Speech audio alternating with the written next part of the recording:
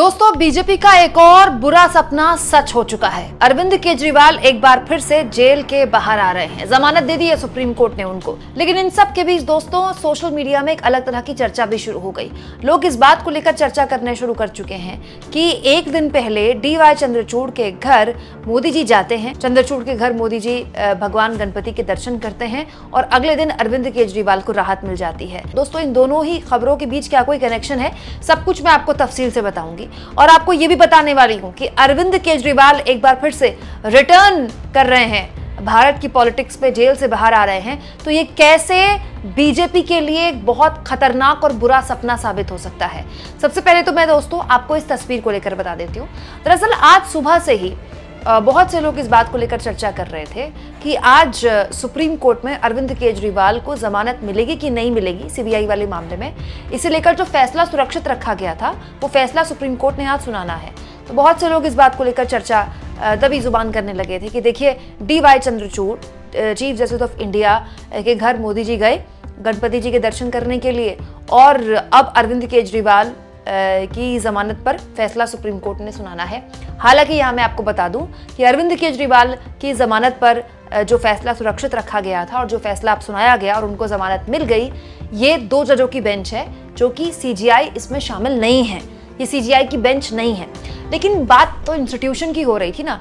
कल से लगातार सोशल मीडिया में जब से मोदी जी CGI के घर गए, तब से हर कोई इंस्टीट्यूशंस पर ही बात कर रहा था कि सुप्रीम कोर्ट एक इंस्टीट्यूशन है और उस इंस्टीट्यूशन के हेड के तौर पर CGI को PM मोदी को अपने घर बुलाने से, और अगर मोदी जी आ भी गए थे तो उस तस्वीर को खिंचाने पर, उस वीडियो को बनाने पर, उसको सार्वजनिक करने से बचना चाहिए था। लोगों ने कहा कि कॉन्फ्लिक्ट ऑफ पावर का मामला है, इसको लेकर काफी बवाल भी मचा। सुप्रीम कोर्ट की जो बार एसोसिएशन है उसके जो प्रेसिडेंट हैं कपिल सिब्बल, उन्होंने भी कल बयान जारी किया था। और अगर आप तफसील से जानना चाहें इस पूरी खबर पर क्या कुछ हुआ था, तो आप मेरी ये 2 खबरें देख चुके हैं जो कि मैंने आपको कल दिखाई थी। लेकिन जाहिर तौर पर वो लोग जो बेमतलब की बातें कर रहे थे, कहते हुए कि देखिए CGI के घर गए मोदी जी, तो अब अरविंद केजरीवाल को जमानत मिलेगी कि नहीं मिलेगी, तो ये केवल एक भ्रम, ये एक गलत धारणा थी दोस्तों।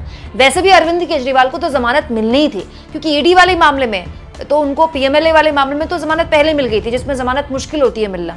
अब तो उनको CBI वाले मामले में जमानत मिल रही थी। और जो बातें आज सुप्रीम कोर्ट ने कही है दोस्तों, वो CBI के लिए भी महत्वपूर्ण है, क्योंकि देश की सबसे बड़ी अदालत ने CBI जैसी प्रीमियर एजेंसी के लिए जो बातें कही हैं, वो बातें CBI के अधिकारी आज सुन रहे होंगे तो उनको भी जाहिर तौर पर कोई बहुत कंफर्टेबल फील नहीं हो रहा होगा। दोस्तों, सुप्रीम कोर्ट ने अरविंद केजरीवाल को जमानत दे दी, लेकिन बीजेपी के अब भी पेट में दर्द हो रहा है। और इस पेट में दर्द होने की वजह क्या है, सब कुछ मैं आपको तफसील से बताऊंगी। लेकिन मैं आपको बता दूं दोस्तों कि फैसला पढ़ते हुए जस्टिस भुइयां, जिन्होंने जो बेंच का हिस्सा थे इस अरविंद केजरीवाल की जमानत में, उन्होंने फैसला पढ़ते हुए कहा कि CBI की गिरफ्तारी को उन्होंने अवैध बताया। मतलब CBI ने जिस तरह से अरविंद केजरीवाल को गिरफ्तार किया उसे अवैध बताया सुप्रीम कोर्ट के जज ने, और कहा कि एक ही अपराध के तहत CBI के आगे की हिरासत असहनीय है। जमानत नियम है और जेल अपवाद। अदालतों को ये सुनिश्चित करना चाहिए कि पूर्व परीक्षण प्रक्रिया सजा न बन जाए। CBI की गिरफ्तारी अनुचित है, इसीलिए अपीलकर्ता को तत्काल रिहा करना चाहिए।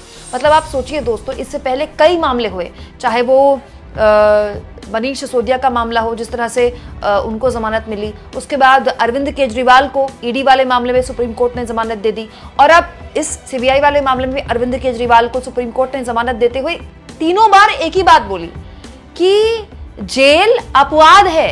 आप हर किसी का हो, हर किसी के मामले में जेल में नहीं डालते हैं। जमानत हर इंसान का अधिकार है पाना, और ये अपने आप में एक प्रश्न चिन्ह है, क्वेश्चन मार्क है CBI जैसी एजेंसियों के लिए, EDI जैसी एजेंसियों के लिए, कि क्या वाकई में पॉलिटिकल प्रेशर में आकर ये एजेंसियां जिस तरह से ताबड़तोड़ विपक्षियों पर हमले करती हैं, विपक्षी नेताओं को टारगेट करती हैं, अंत में सुप्रीम कोर्ट में जाके ऐसी एजेंसियों को एक असहज वाली स्थिति में आना पड़ता है। अब बताइए दोस्तों, सुप्रीम कोर्ट के जज ने ऐसी टिप्पणी की है CBI के लिए। CBI के प्रमुख इन टिप्पणियों को सुन के बहुत खुश हो रहे होंगे। क्या एक संस्था की साख पर बट्टा लगता है? और ED और CBI की साख पर बट्टा हाल के सालों में जिस तरह से लगा है, मुझे आपको बताने की जरूरत नहीं है।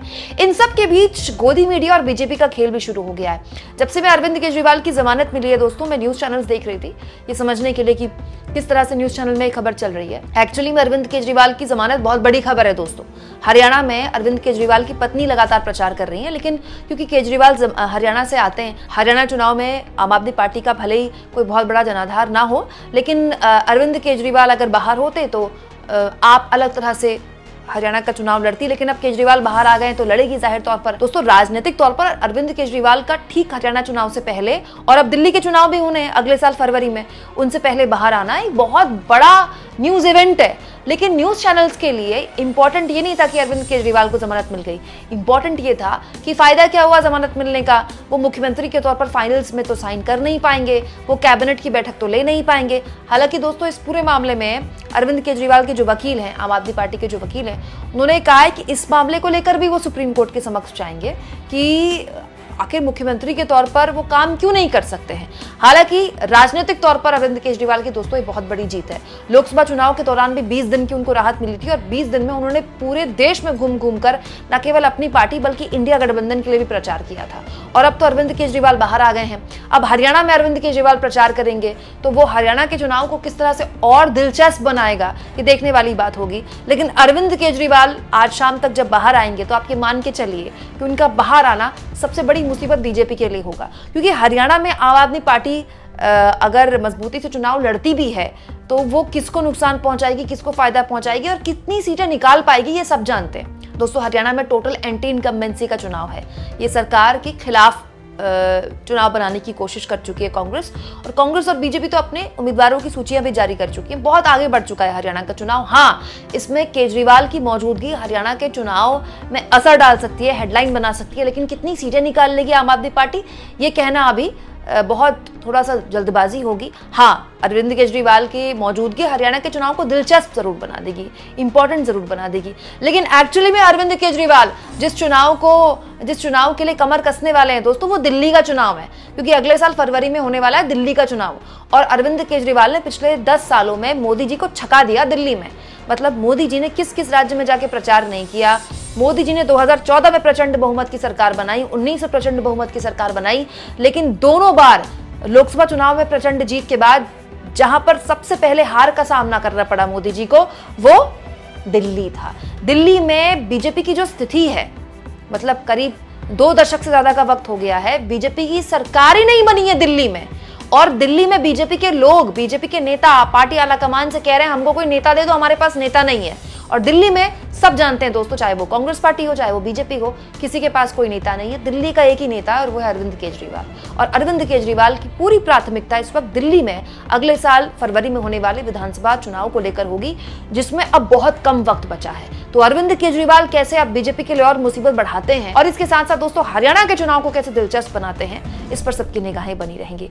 आप इस मुद्दे पर क्या सोचते हैं कमेंट बॉक्स में जरूर लिखें और जितना हो सके चैनल को शेयर करें, सब्सक्राइब करें और थैंक्स और ज्वाइन के ऑप्शन से अगर आप चाहें तो कुछ आर्थिक मदद भी चैनल की जरूर करें।